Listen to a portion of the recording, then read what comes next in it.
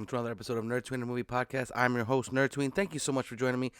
This is going to be a very awesome show because the strike is over. The SAG-AFTRA strike is finally over, and the corporations gave the actors a decent deal from what I've seen. Now, I'm not in the SAG-AFTRA. I'm not any affiliation with them. I just love movies and TV shows, and I've been trying to keep up with it as much as I can and understand as much as I can.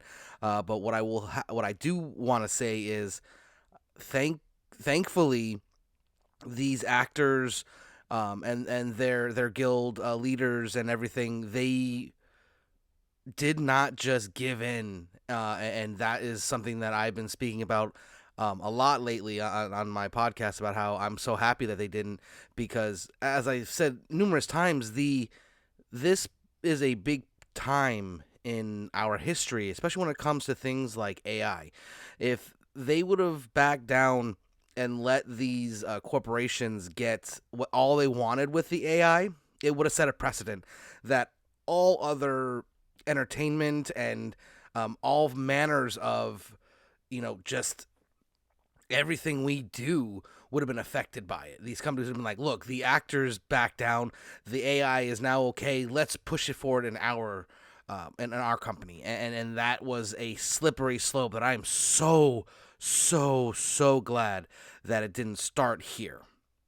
Now, I do believe that it's going to be kind of hard to, always fight against the AI and make it so that they can't just, take away everyone's jobs. But, I mean, one of the final offers that was supposedly the best and final offer, they wanted to have the ability to scan someone once and then use them forever, which is bad enough as it is. I mean, that's just the thought process behind this, that they felt that it was okay to say, hey, we're going to pay you once, and then we'll use your likeness for the rest of time, whether you like it or not, and we will never pay you again. That's heinous enough as it is. But then they wanted to scan deceased actors without the permission of their estate or family or anything like that, as well as not pay them for the estate or family for the use of that person's likeness forever. And I'm glad that that's something that they put their foot down in the sand and said, no, this is the line. We're not crossing it. You better get over here and make this right. And they did, it looks like. I am so thankful to be able to now speak about TV shows and movies again. A lot of what I did, I mean, this is Nerdtooine and a movie podcast. I did a lot of breakdowns of, series, whether that be Marvel, DC, Star Wars, and then movies that are out or that I've seen. And now we can get back to that. And I'm, like I said, I really can't stress enough how amazing it feels to be here now, because there were so many times where I was really wondering if it was ever going to happen. I was really wondering if the actors would just cave because they had to, because these CEOs, they were willing to starve them out, make them lose their houses. And I'm just glad that it didn't, that all of the big celebrities that are in this, they donated and they made sure that the lower end of the actors were not left high and dry. And it's a very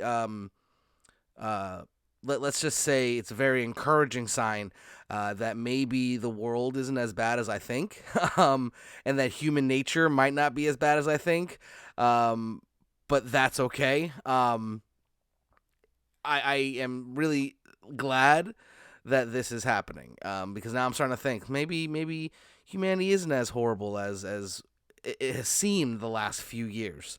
But I digress.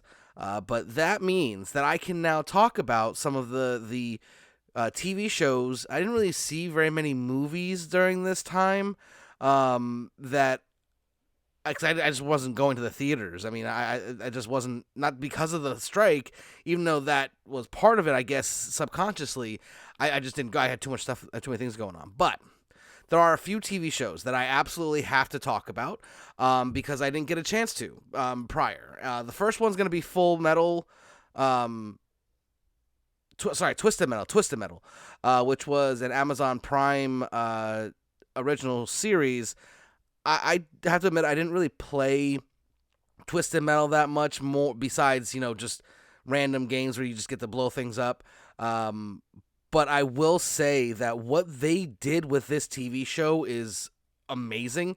They took a game that didn't have much connected tissue and much like backstory, and they built an entire world out of it. And I was very, very impressed. Anthony Mackie was absolutely fantastic. I just can't state enough how impressed I was with that show. And I also have to say, one of my friends was actually in the very last episode. So if you next time you watch, or if you haven't watched it yet, when you get to the last episode and you see the milkman in that episode, that is my friend Brent, and I am so happy that he was in there. I even made a video when I first saw it, because he didn't actually know that he was in the movie, in the show for sure, because he basically shot his stuff, and then they basically, all right, we'll let you know if we use it, and they ended up not telling, because they just didn't tell him. And he was worried the whole time that he got cut, and he ended up having a big scene with Stephanie Beatriz, the amazing actress from Brooklyn Nine-Nine, among other things. And I hope I didn't butcher that name too bad. Long story. I loved her in this show as well, and I really did like that she used her regular voice, not her Brooklyn Nine-Nine voice, which probably threw a lot of people off. I definitely think there was a great ensemble in this show.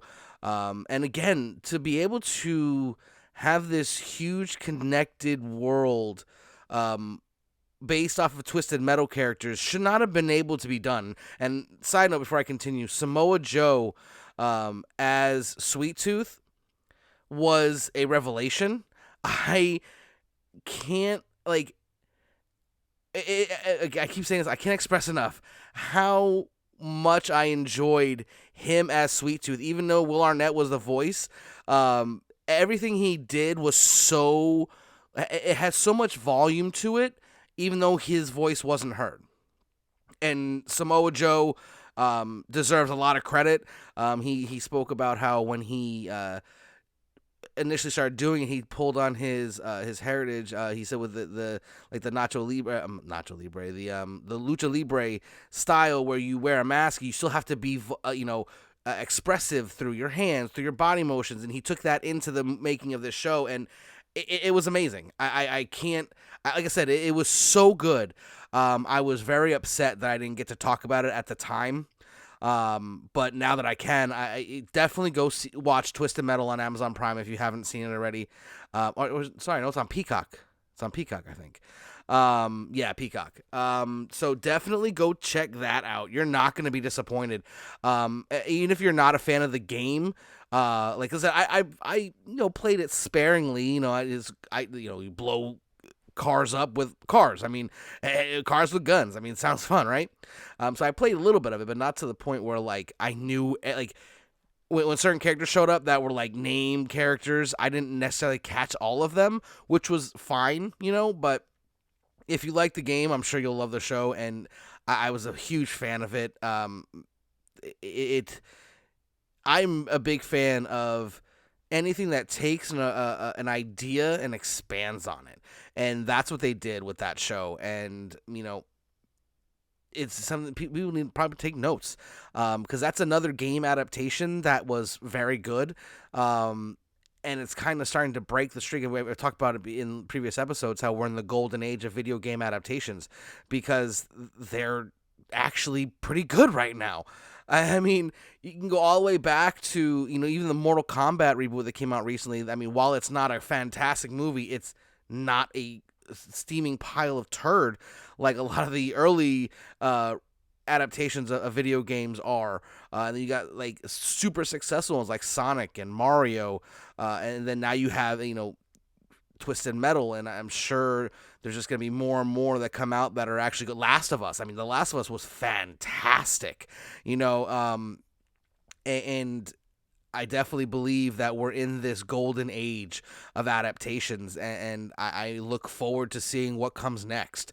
I really am. I'm excited. Usually in years previously, you said, "Oh, video game adaptation." I'm like, "Here we go. Here's another crappy movie." I mean, I still haven't gotten over how bad Assassin's Creed is.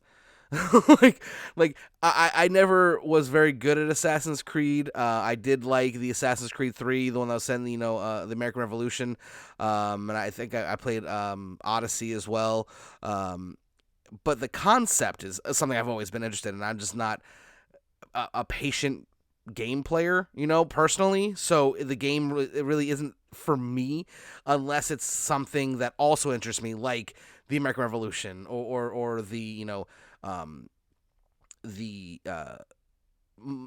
Greek mythology aspect that the Odyssey one had. That's I can get into those for that. And don't do the stealth missions very well. I still have that issue where I just want to get through it. Let's go. But yeah, that's Twisted Metal. Definitely take a look at that. It's a great show. I was very impressed. But we're gonna move right along to Ahsoka. Okay, so Ahsoka. Um, as much as I enjoyed it, I think I had too lofty of expectations for it. Because now thinking back on it, when I was preparing for this episode, I thought, man, I mean, it was good, but I feel a little disappointed, and that's not even a knock on the show. More so the knock on my high expectations, maybe.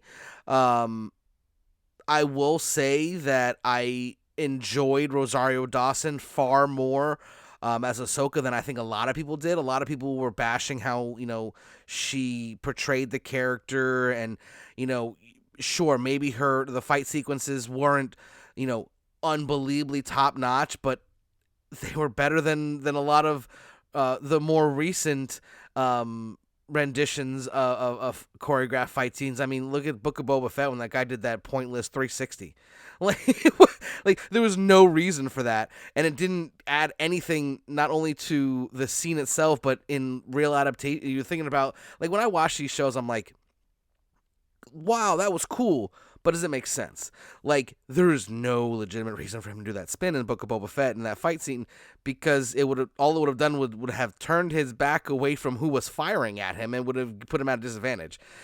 So that was not seen here. There wasn't any part of the show where you're like, that was pointless. So that's a very good thing.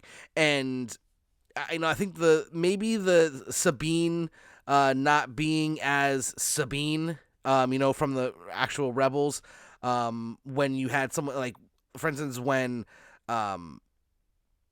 Ezra showed up, that was Ezra from the Rebels, like, to the T. Like, it was, it felt like it was just that character brought to life. And I think that may be what hurt the Sabine character for a lot of people, because it wasn't. And that's not a knock on how it was portrayed. I actually like this version, because when you're looking at these characters, you got to remember that while they just won a huge battle, almost all of their friends died winning that battle, or the battles that led to it. Ezra, they had no idea. Ezra could have been dead for all they knew. You know what I mean? They just had to keep moving and keep going as if, he was gone, because he was. There was no way to get to him, no way to know even where he went. And I think this show was not only a very good setup to the future Filoni Star Wars movie that they're working on, which I'm very, very excited for. The only thing that really bothered me the most about the show was that they didn't bring in Mando. And it's not because they didn't bring in Mando.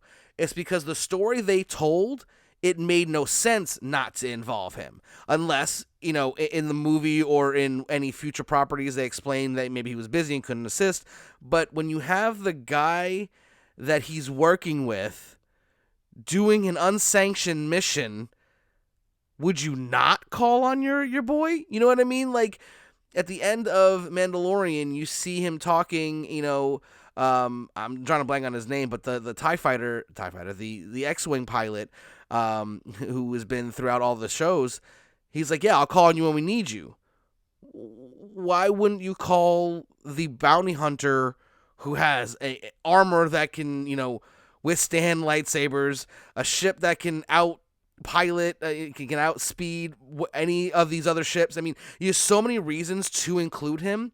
To not even mention it didn't really make sense in the context of this part of the universe at that time. Which I don't want to say it bothered me, but I think it was maybe a slight misstep there. And then the only other thing that really, I don't really say bothered me, but it kind of made me question a few things, and I think we'll get that answered in the future with the way the series ended, the season ended. But Filoni played very fast and loose with the world between worlds in this season. With the way that Anakin's character was able to, throw her into a memory, but it was her reliving the memory, not just her seeing the memory. And like to me, again, this all may be explained later, and there's a good chance that the Anakin that we saw is not just Anakin, but also the father. The where he was supposed to take the father's place in the in Rebels, when he showed him the Darth, all the stuff in the future.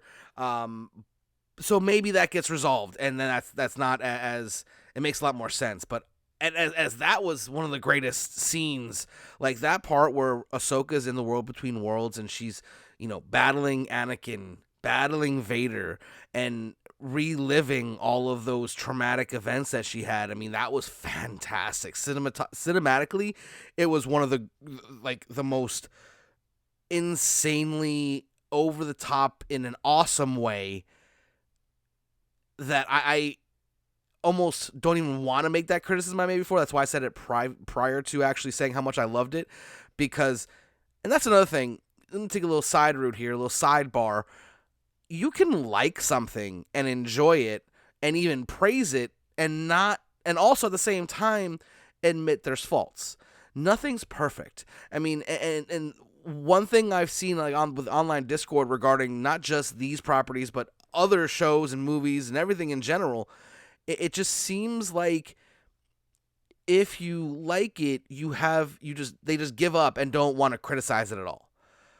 I'm a huge fan of of all Star Wars content, even the bad stuff, besides the holiday special. That's just that one I just can't. But even with the prequels, I'm not a huge fan of the prequels.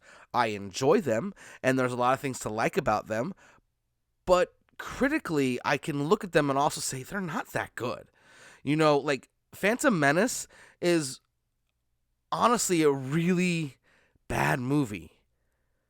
I love it, and I'm entertained by it, but if you look at it as just, if it wasn't Star Wars, I don't think I would be able to say I enjoyed it.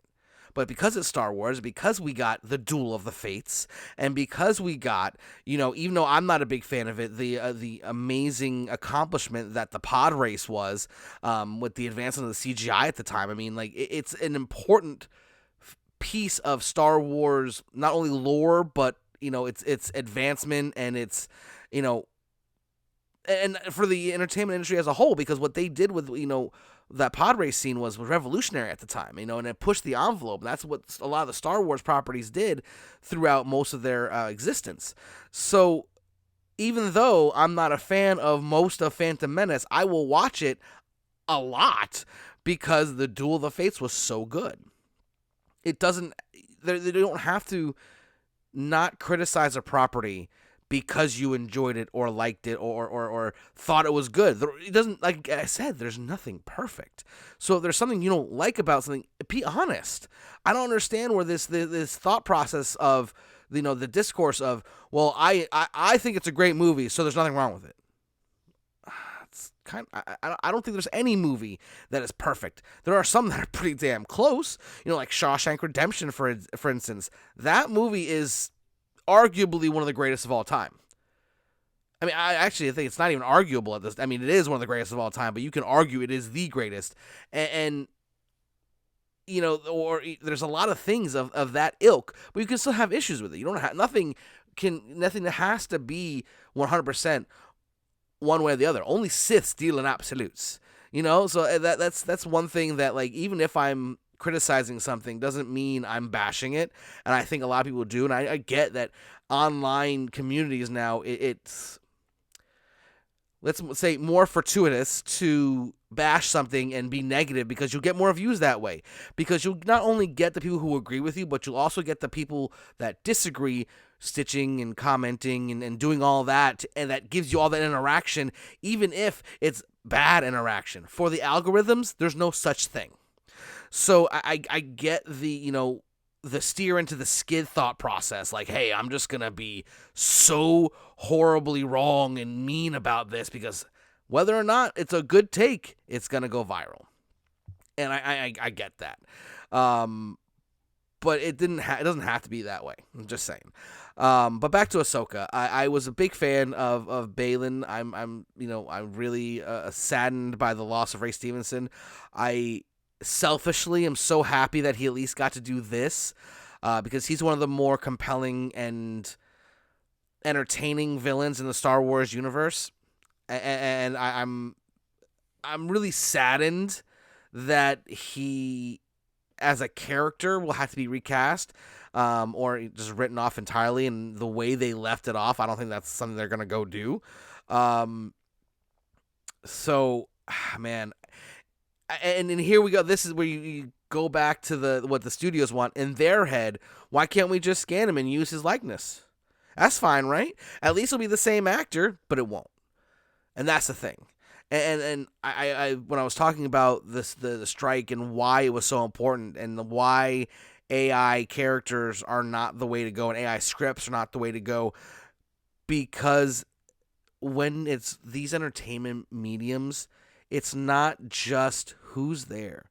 It's their performance. Their ability to make that internal struggle be external so we can all see it where it's not really there. That's something that AI can't do, at least not now, and I hope not ever, because that means the Terminators are coming soon. And welcome in Skynet. But Ahsoka was a very entertaining show. I really did like it. I will watch anything with Rosario Dawson, period. She's like a Ryan Reynolds type person where if she's in it, I'm interested. I've been a fan of hers since Rent, and I followed her career ever since. I even got to speak to her on Instagram a few years back when her initial casting was announced. I was like, man, the Star Wars universe just got an amazing actress. We are so lucky to have her as Ahsoka, and I'm so happy. And she actually messaged me thanking me and saying basically, like, I hope I can live up to the expectations of the Star Wars community. And then she ended up with "May the Force be with you," and it's sad because I had initially booked a chance to meet her at MegaCon this year, and I was manning a buddy's booth because I was helping them out, and I completely messed up the times. I completely missed it. It was on me. I'm not blaming the person I was helping because it was not their fault. I was like, yeah, I can watch your booth, no problem. I don't got to be anywhere until 6. It was actually 4. So I completely missed it and had to change it. I ended up meeting a few other people instead, because she was one of the more expensive meet and greets that they had, and so I got that and was able to switch it. I ended up meeting both James McAvoy and Sam Raimi. So I mean, I don't really have much grounds to complain, because McAvoy, obviously one of the most talented actors that we've seen in a while, and he's Professor X. I mean, I can't complain there. And Sam Raimi, I mean, I am such a huge fan of his work. Evil Dead, Army of Darkness, Spider-Man, even though there's a lot of problems with the Spider-Man movies as well. Sorry, Tobey Maguire looked like he was 45 in high school, but that's neither here nor there. So that was really awesome. And I really liked that I got to do that. But again, I keep digressing. Back to Ahsoka. It was a very good show. I really, I mean, Admiral Thrawn in live action, they use the voice actor. I mean, come on, that's just absolute chef's kiss.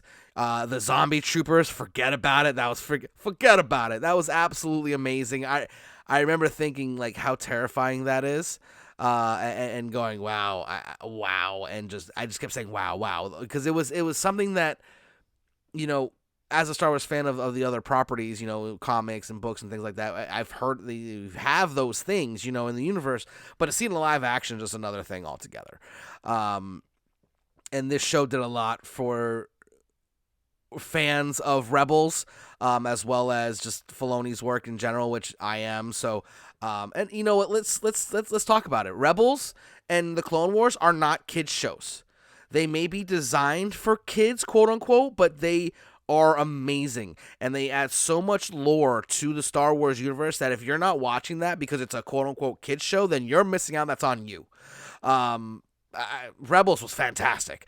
I put off watching Rebels for so long because I didn't like the animation style, because it is slightly different than what you see in the Clone Wars TV show. But still, watch Rebels and watch the Clone Wars. They're amazing. Oh man, I'm so happy to be able to talk about these things again because there's no more strike. But yeah, definitely check out Ahsoka. You can't go wrong there. And then, last but not least, Loki season 2.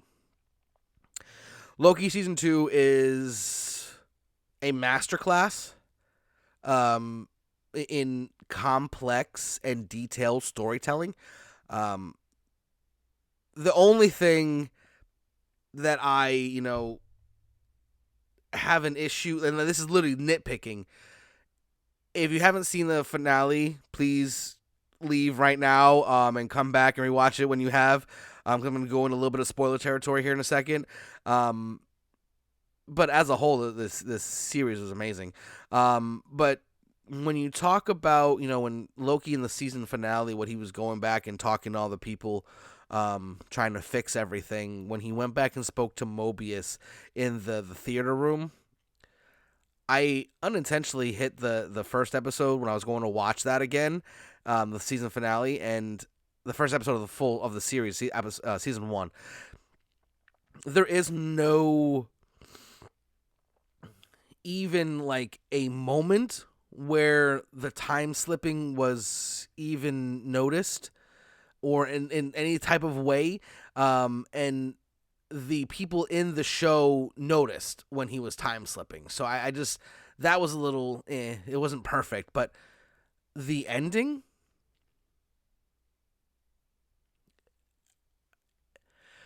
visually, emotionally, you know, in terms of storytelling, you know, this version of Loki probably has the best story arc of any character in the Marvel Cinematic Universe. With the exception of maybe Thor, because his arc has been insane. But to go from, because remember, this Loki is the one that just tried to destroy New York and use the Tesseract to escape. And before he got pruned, he started this journey and went on, you know, seasons 1 and season 2 of his show. And to end it as he did, that scene,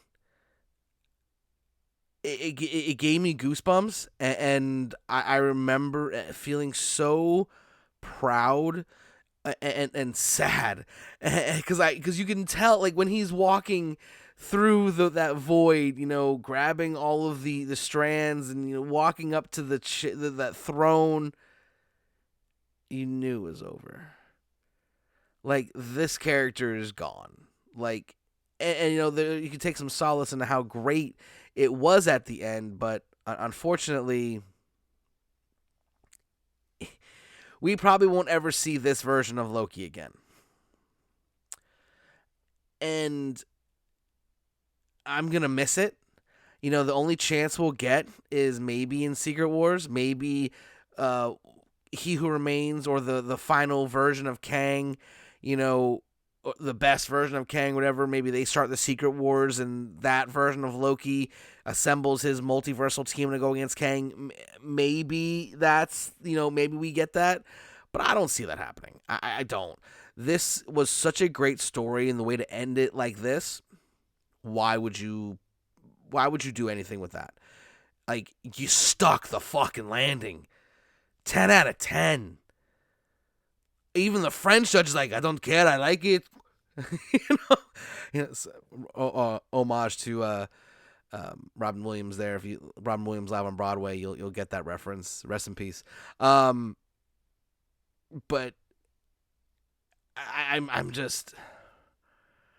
I'm blown away by the quality of the storytelling in seasons 2, especially season 2, but season 1 and 2 are both great. This is without a doubt the best Disney Plus series that is on Disney Plus from Marvel. You can even argue, with Star Wars content as well. But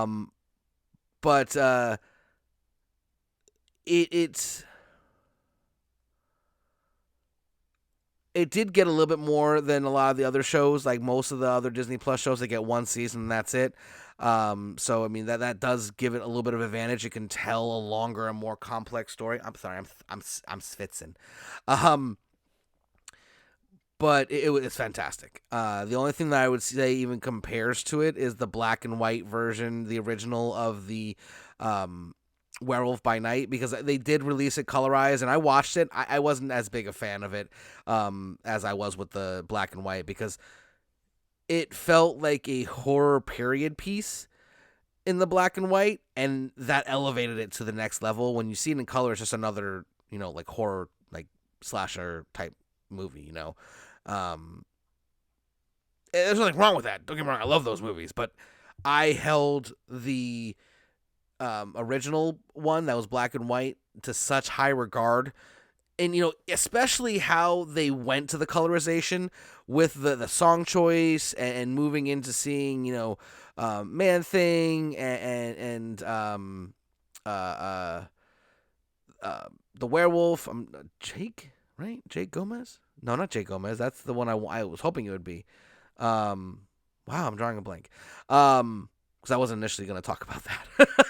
I just sprinkled that little in at the end on top of this here. Because it does compare in terms of quality. But when you look at it is so, and now here's my question. With Disney Plus raising their prices to being over $150 a month, $150 a year, out of all the Disney Plus shows, they haven't been as top tier since probably Falcon and the Winter Soldier. WandaVision was amazing, and anyone who says otherwise, you didn't get it. Because every single decade that they were in, they used special effects that were only available at those times. So it was just an unbelievably beautiful homage and kind of shout out to the decades of advancement in special effects, as well as telling a very interesting and compelling story. But in recent memory, I mean, even She-Hulk, as much as I enjoyed She-Hulk, and I know this is a point of contention for a lot of people because there's a lot of issues with it. And again, just because I enjoyed it doesn't mean I don't have issues with it. But I thought the way they ended it made up for everything that they did, because it's so She-Hulk. Now, you can argue whether you enjoy the show or the quality of the show, but one thing I want to point out is that is probably the most comic book accurate version of a superhero that we've seen in the Marvel Cinematic Universe. I mean, maybe Kamala Khan, because Maslany is Maslany. I hope I said that right. Remembering the name correctly. Again, I wasn't planning to go into this part of this rant, so I don't have all the stuff in front of me to say it correctly. When you look at the character, that was She-Hulk. Breaking the fourth wall and, doing all that's the way that was done. It was fantastic. And I don't think that's even up for debate. Whether or not you enjoyed the show, the storyline, everything like that, that's 100 CGI. That's all other topics, and valid concerns and let's say complaints. But in terms of the character being true to its origins, that is probably one of the best. Because even like Iron Man, Robert Downey Jr. is arguably one of the best, if not the best, castings in the Marvel Cinematic Universe, but they got away from who the character was in the comics, which is fine. I'm not saying that it has to be comic book accurate, but I'm just pointing out that this version of She-Hulk is very close to the comic book version, and for people to complain about that obviously means you don't like She-Hulk, and that's fine, but don't pretend like you wanted it to be good and then complain about everything. There are things to like in that. I mean, that season finale with her jumping out of the Disney Plus display, and I thought my shit was messed up. I was like, oh my God, and then realized it was part of the show. I was like, this is amazing. It's fantastic. And then, but is that enough? Is a lot of Disney movies and stuff I've already seen and stuff that I have owned for a while, is that enough and validation enough to pay that much for a service? I don't think so. I mean, I haven't canceled it yet, but it's coming. I'm canceling Disney Plus. I've already canceled HBO Max. I've already canceled Netflix. And Disney Plus is next. I have Apple TV through my folks because they have that, so I'm lucky enough to still be able to use that. And granted, all I really use it for is Ted Lasso. I mean, I watched a couple other shows, but nothing like to where I was religiously watching it like Ted Lasso. And I have Peacock because of WWE. Because I mean, the premium live events and all their backlog of the WWE stuff on there pays for the subscription monthly, in my opinion. So, and again, that's a service that they have that's really not part of their thing.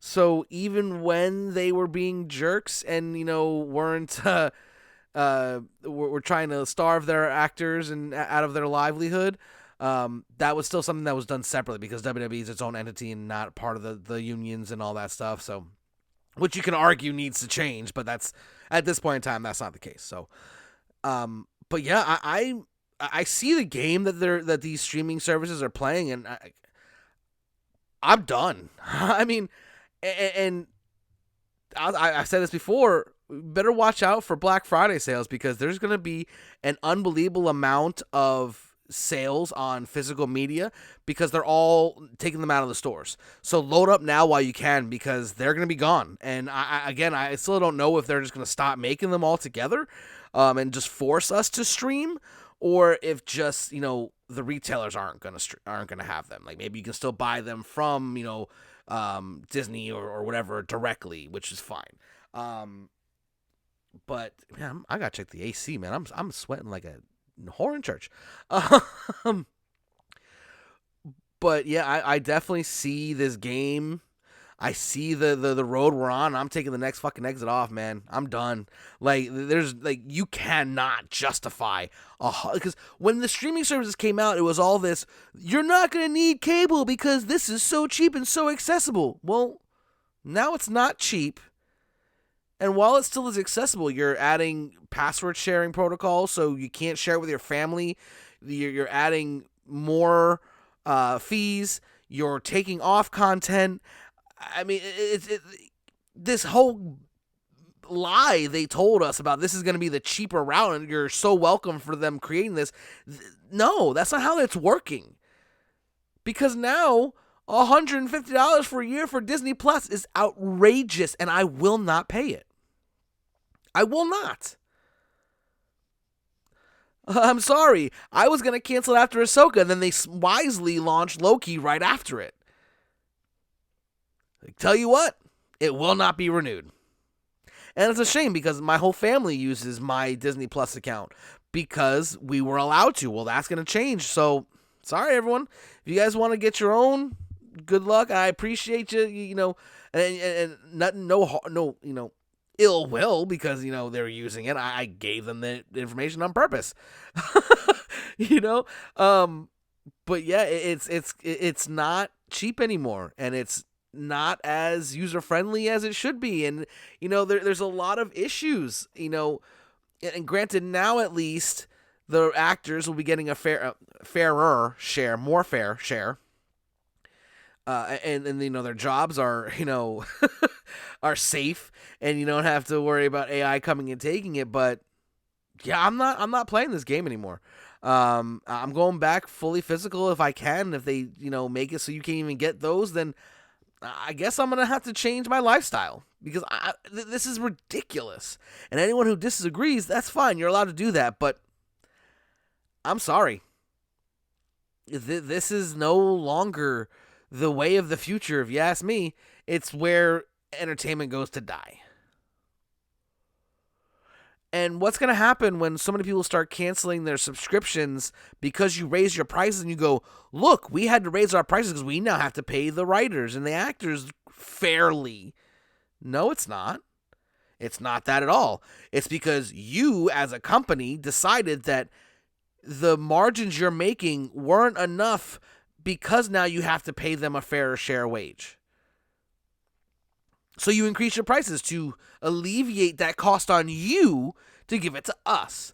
Well, here's one us that's not going to be a part of that. And believe me, I'm very much aware of my status as an influencer, as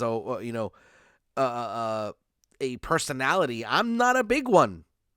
I get that. I know me saying this is not going to hurt their bottom line at all.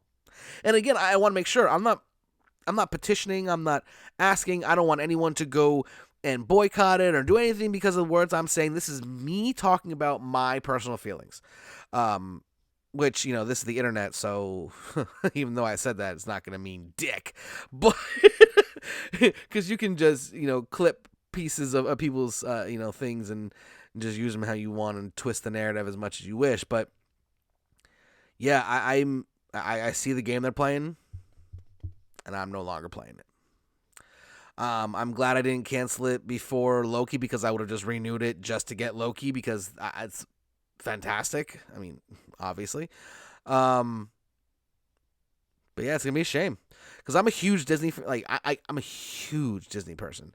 So like the really only thing that I'm really truly upset that I'm losing because I can always go get most of the Disney movies that I enjoy. I already have them on Blu-ray, and the ones I don't, I can go out and get. So that's fine.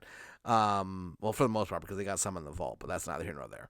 But the live recording of Hamilton, losing that's going to be tough because I saw it live on Broadway, but I didn't get to see it with the original cast, and it's one of the greatest musicals of all time, and I love it. So that's going to be a little bit hard, but everything else, I mean, I have most of the MCU already on Blu-ray. I have most of the Disney movies that I want to watch on occasion or repeatedly on Blu-ray already. What the fuck am I paying Disney Plus for?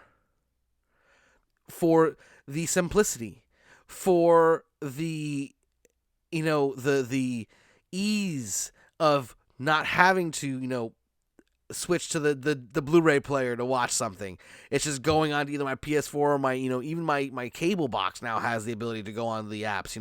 So yeah, I don't see the benefit anymore. I just don't.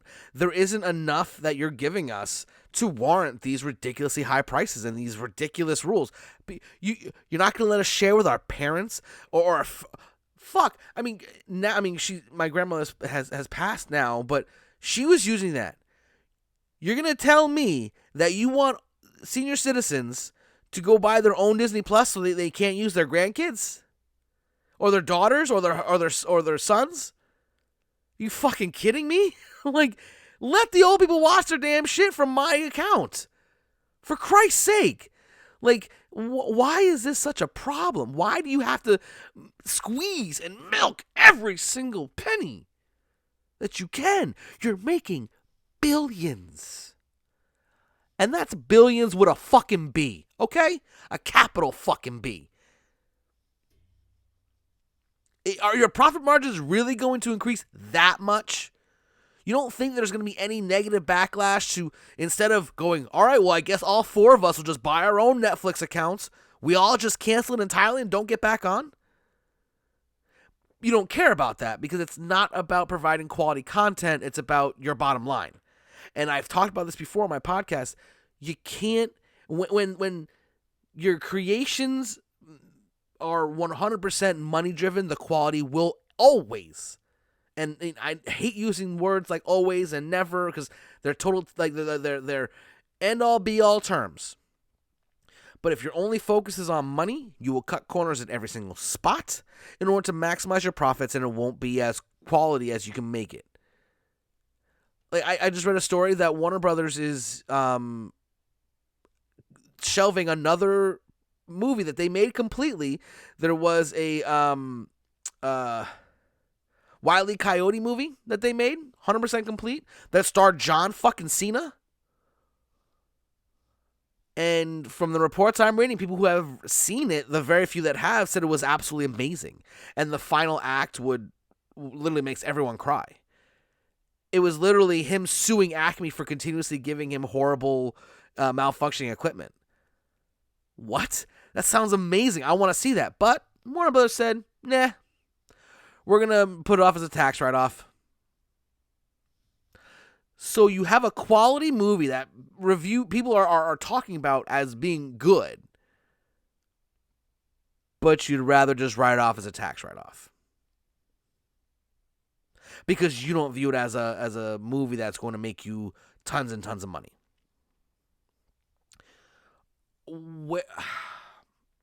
And this is me upset with the state of this industry. Because yes, money is a factor. You always got to think about that, especially if you're a business, but if you're not trying to make quality content, you're just trying to make a quick buck, we can fucking see that. You do realize that, right? Like, we can tell when you're like, oh, we're just going to cut corners and make this a shitty movie just so we can make some money. We see the cash grabs. We're not fucking stupid.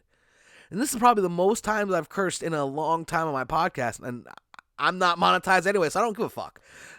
I'm very passionate about this because it's really bothering me.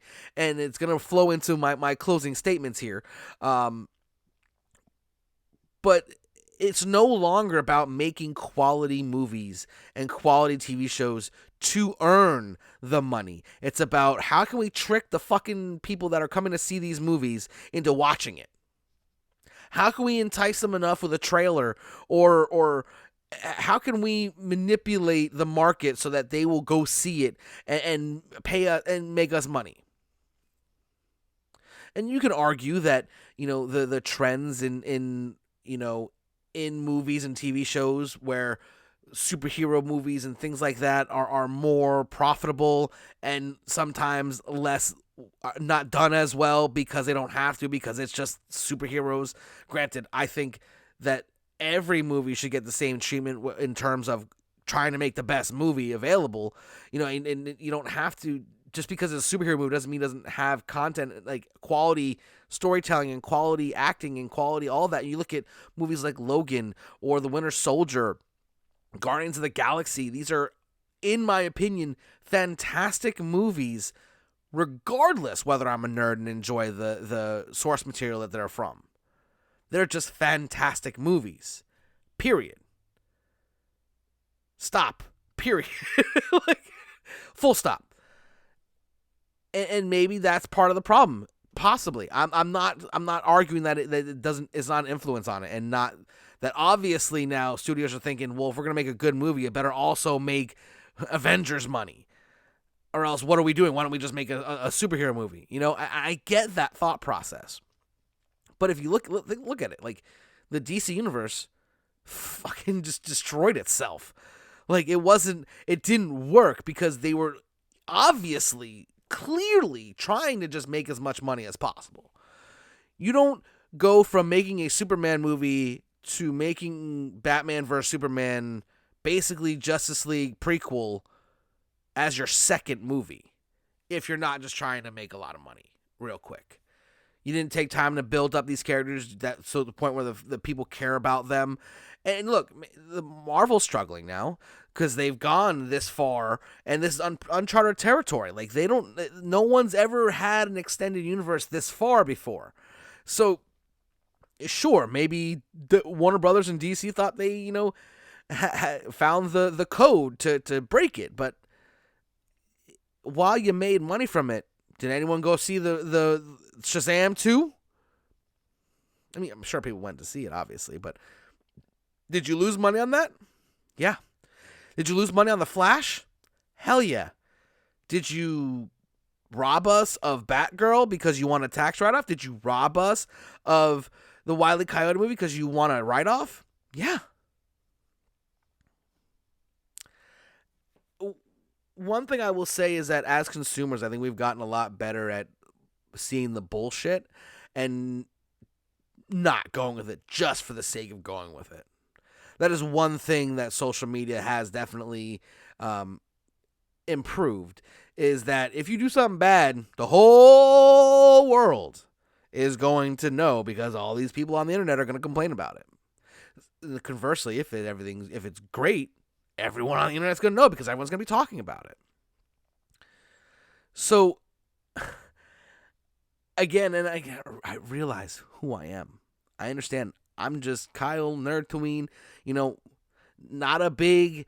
I have 100-some subscribers on YouTube. I've got maybe across all my other social medias, maybe somewhere around 15,000 followers, with a 10,000 follower Instagram account, couple thousand followers here, couple thousand followers there. I'm not a huge influencer by any means. I get that. I just hope that some of the bigger ones also feel this way and will also speak up on it so that maybe we can change this in the future, because while it's a very happy time because the strike is over and we got 3 years of these rules, but think about it this way. For the fans of the Marvel Universe, 3 years is like 5 movies.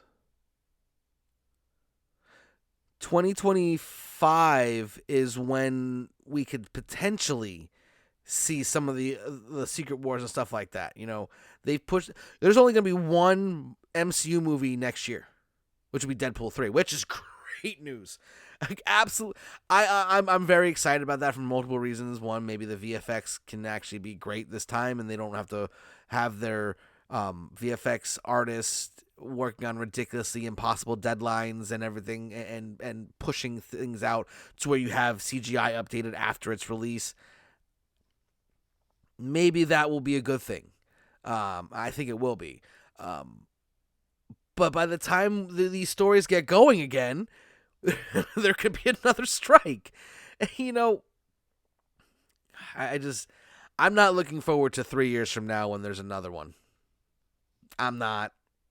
Because with the raising and all the prices, you're going to see record profits.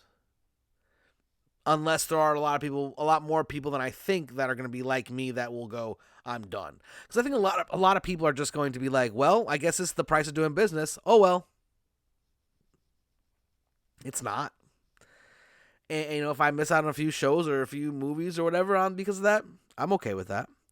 It hurts, but at least I'm standing on my own too, and I'm standing by my river of truth, and saying what I believe in and standing by it. So I'll live with the cost analysis of that one. But yeah, I'm looking forward to, now that the strike is over, while I still have at least some of these streaming services, new TV shows, movies and stuff. Like a review that's coming up is the new it's not new, I guess season 3 means it's not new, but the Chucky series. I'm almost done with season 1, so we'll get a review on season 1 and then season 2 and season 3, along with a few other things moving forward. I have not seen the Marvels yet. It came out this week. I will be doing start doing breakdowns of the Invincible show as well, coming up here, starting next week. I will say that I've seen the first 2 episodes of this season, and they're absolutely fantastic. I mean, I thought Invincible season 1 was good. This is looking like it's going to be even better. So that's my little brief take on that. But before we go, this is the longest episode I've done in a while because now I have all this extra content I can talk about. But I have to send out an unbelievably authentic and heartfelt thank you to a whole bunch of people right now. I don't know the exact number as of the recording. I think it was 33. Maybe it was 35. But as of today, on November 12th, 2023, Here Walks Monsters is officially funded. The Here Walks Monsters ash can is 100% funded. I can't thank you all enough.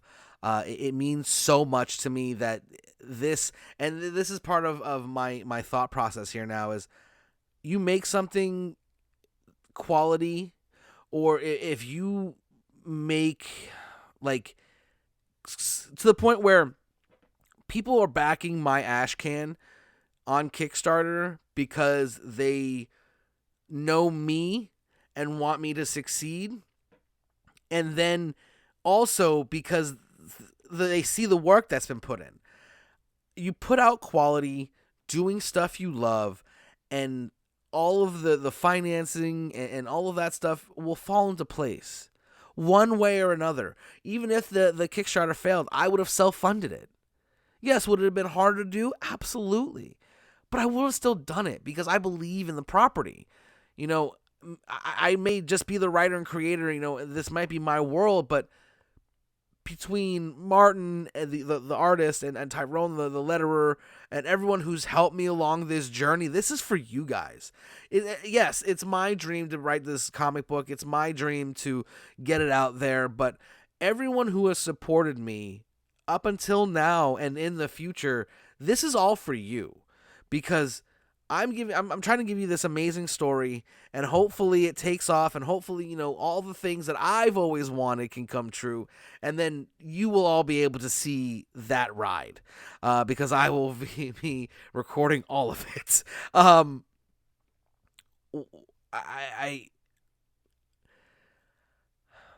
I've said this on other on other episodes as well as other podcasts. I have a lot of self-doubts, and things of that nature, and my imposter syndrome is running rampant normally.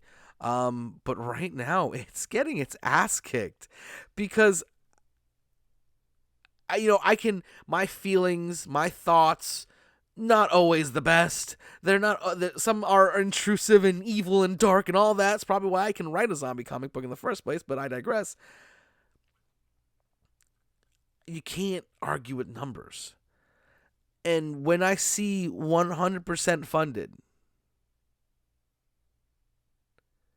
I can't argue with that. There is enough people that either want this book or want to see me succeed that my own brain and my own feelings are starting to come around where it's like, you're wrong. I don't hold myself in very high esteem. I struggle with my own image and honestly just life in general, and seeing this and having so many people care and so many people really interested in the property, I'm starting to tear up a little bit because I'm not used to this. I'm not used to sweeping positivity. I'm not used to the little voices in my head being told to shut the fuck up because it's 100% funded. I'm not used to looking at what I've done and going, this is good. I can't thank you all enough for giving me this. And this is just the beginning. This book should go for at least 100 issues. It's going to be a long road. And for all of you who are here at the start of this marathon, of this ridiculously long journey, I honestly can't express in words how much that means to me. And I just want you all to know that you are my monsters. And I will never forget you, and I will make sure to make every last one of you proud. And on that note, this is Nerdtooine signing off. Stay nerdy, my friends.